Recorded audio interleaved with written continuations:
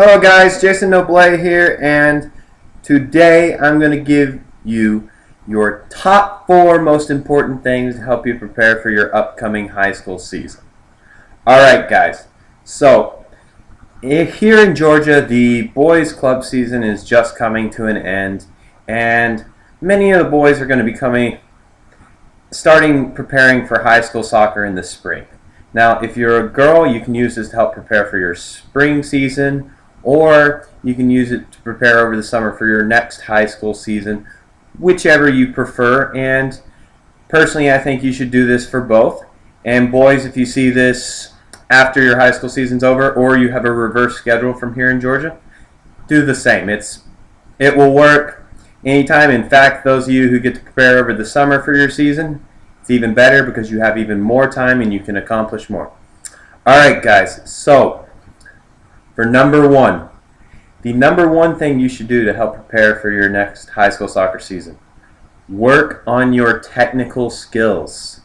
Now, before you work on your technical skills, you really need to assess what do you need to improve on most and what are you good at already. So, for example, if you're great at shooting with your dominant foot, you can maybe put shooting with your dominant foot a little bit behind in importance. You don't have to practice that the most. In fact, I would say practice it maybe the least. That doesn't mean don't practice it. You always have to practice it, and you can always make your strengths better. It's always good to improve your strengths. But if you're great with shooting with your dominant foot, but you're absolutely terrible at shooting with your weak foot, or you think you're a little subpar, you should probably put something like that at the very highest priority. So prioritize the things that you know you need improvement in. If you're in the weak foot idea is just one idea. If you have great dribbling but your first touch is off, you should probably practice first touch before you practice dribbling.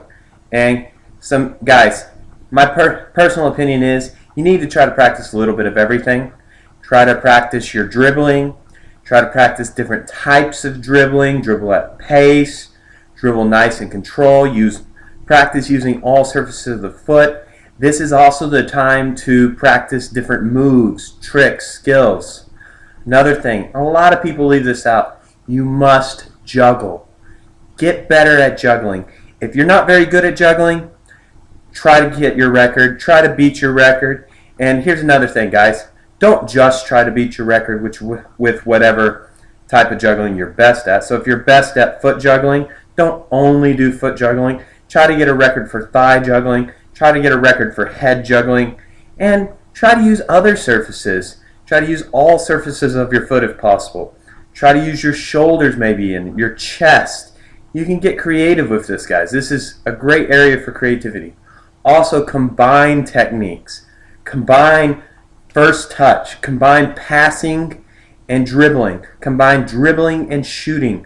Don't practice them all separately because in a game you never do them individually.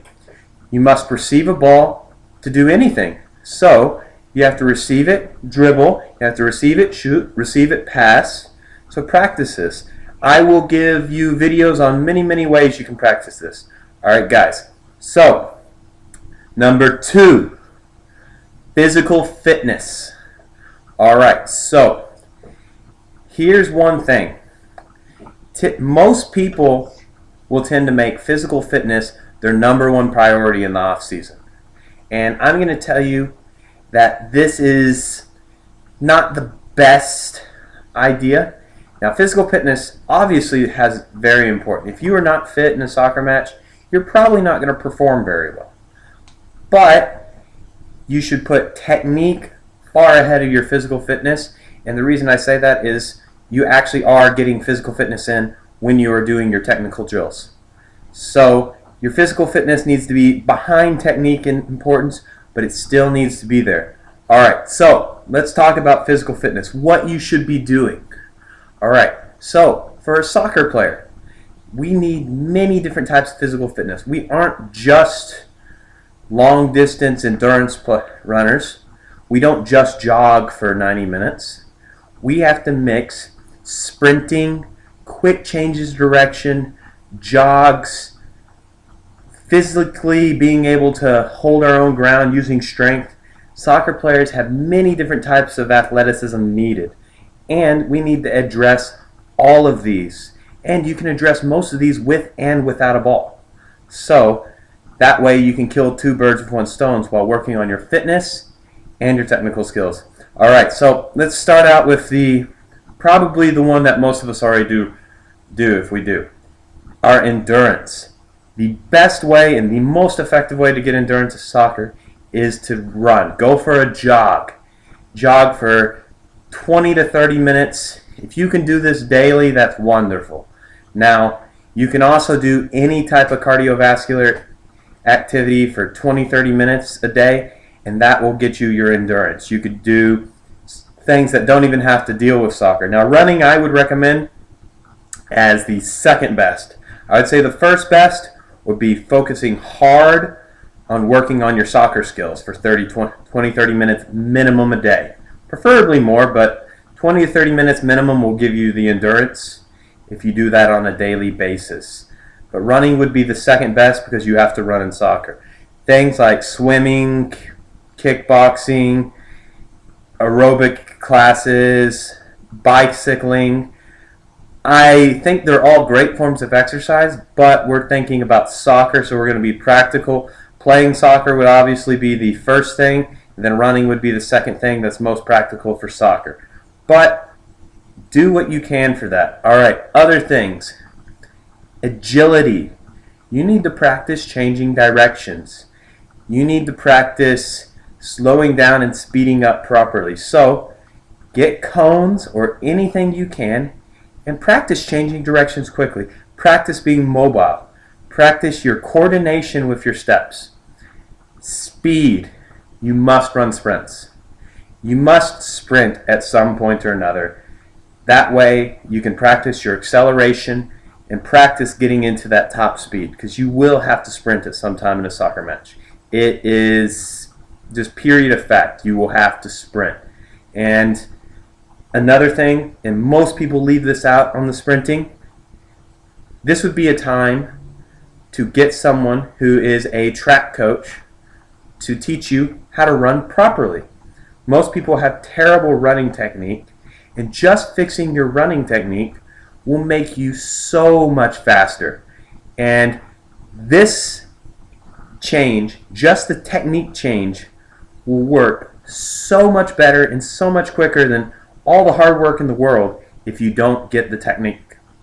Just like in soccer, if you don't know how to shoot properly, you're not going to get a good hard shot that's accurate. Running, if you don't know how to run properly, you're not going to run as fast as you could potentially. All right, the next thing is strength. Now, some players overlook this. Some people put this in high precedence and high importance. And I think it very much needs to be an importance. And so if there's a time, if you want to hit the weight room, now is the time to do it. Now is the time to hit it hard. Now, my first thing though on this, most people who lift weights, most people who do strength training, they are not near enough well informed on the topic of strength training and weightlifting to even begin a weightlifting program. You need to do your research, and even better, find a coach to teach you all the proper lifting techniques, all the proper strength training techniques, and also how you need to rest and recover and anything else involved with weightlifting and strength training. You don't have to do this with weights. Weights will give you quicker and better results because there's just more and easier techniques you can do. But I will also tell you, you can do a whole lot with just body weight. And some examples of body weight exercises that are great to build your upper body. You've got push-ups. And you got many different types of push-ups. You've got dips. And that will build your chest and triceps mainly, and some of your shoulders. You've got pull-ups, and you've got several different types of pull-ups and different grips you do. And pull-ups work your biceps and your back, and it also works the rear side of your shoulders, the rear delt some. And That alone will do you wonders for your upper body strength if you work on that. And because we're soccer players, lower body strength probably is a little more important. So what we're going to work on is we're going to do body weight squats. There are multiple types of body weight squats, and you should try all of them. Jump squats that have an explosion are maybe the best, because an explosive movement, training an explosive movement is how you get faster and how you can jump higher, and that's exactly what jump squats do. You go all the way down, you jump up as high as you can. And also bounds. Bounds is very similar to jump squats, except you're going forwards. Go all the way down in a squat position, then you jump forwards as far as you can off 2 feet. And other things, lunges. Lunges are great. You should practice lunges. And if you can get into the weight room, if you can do your proper research or get a coach, focus on technique before weight. Do not get carried away with the weight. The weight is not important. If you start focusing on how much you can lift, you're most likely going to get injured, and you're most likely not going to get the results you need. Focus on the technique. Lift weights you can handle.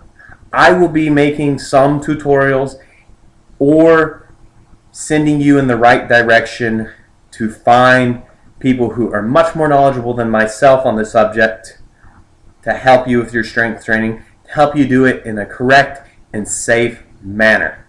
All right, number 3, nutrition. This is an area that is so overlooked by young players. Most young players eat burgers, french fries, and pizza, sodas every day. And I'm not going to tell you have to stop completely, but you need to start thinking about your nutrition now, because when you're older, it will affect you more. Many of you have very fast metabolisms now, so you don't notice it. You stay lean even if you ate 2 pizzas a day every day. But when you get older, it's going to change. Your body will not be able to handle that and process that type of food your entire life. And it's better to start now, get it right. The majority of your diet should be fruits and vegetables and grains. Fruits, vegetables, and grains, mixed in with some good lean meats. Now, as a soccer player, you need carbohydrates. Don't let anyone tell you shouldn't eat carbohydrates, because if you don't have carbohydrates, you don't have energy. If you don't have energy, you're not going to perform. So get your carbohydrates. Find healthy and lean sources of good protein. You need protein for muscle recovery and muscle growth, and you need that for any type of athlete. Soccer is no different in that aspect. But try to start getting a bit better diet. I'm not saying I'm not going to be a diet Nazi here. I eat pizza far too often to be that myself. But you need to try to make pizza, hamburgers, any of these fatty foods that don't really have great nutritional value more of a special occasion, not the norm. All right, and 4, you need to study the game.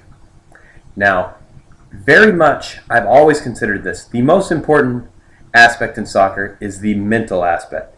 Your ability to make decisions and see the game is more important than any technical skills, any physical athleticism, anything you can do. Because here's the thing, when you're a smart player, you know how to use all of your attributes, and you know how to play to hide some of your weaknesses.